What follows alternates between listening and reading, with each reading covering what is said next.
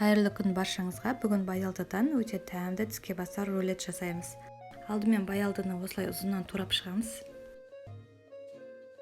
Өте дәмді рулет, міндетті түрде жасап көріңіздер.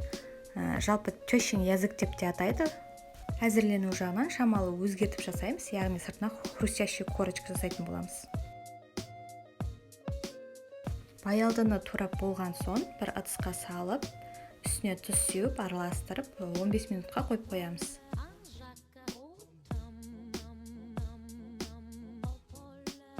Екі дана жұмыртқаны алып, жақсылап араластырып, панировочный сухарийімізді дайындап қоямыз. Баялдыны алдымен жұмыртқаға, содан соң панировочный сухарийға аунатып аламыз. Осылайша барлық баялдыны алдымен жұмыртқаға, содан соң панировочный сухарийға аунатып, дайындап қоямыз. Содан соң майымызды қыздырып, орташа отта осылай баялдыны қызарғанша қуырып аламыз.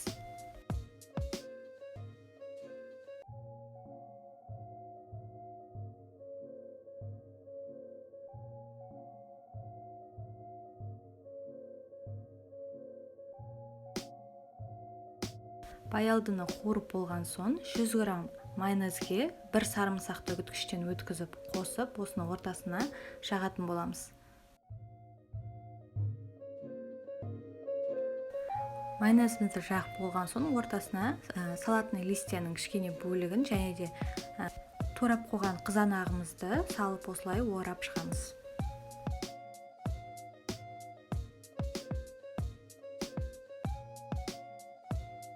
Осылайша барлық баялдыға алдымен майонез, содан соң салатный листья және де қызанағымызды қойып, рулет қылып ораймыз.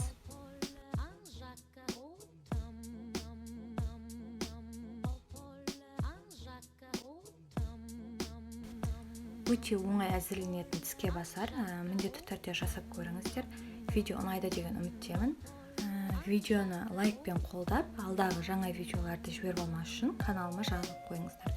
Сіздермен бірге болған Лаура.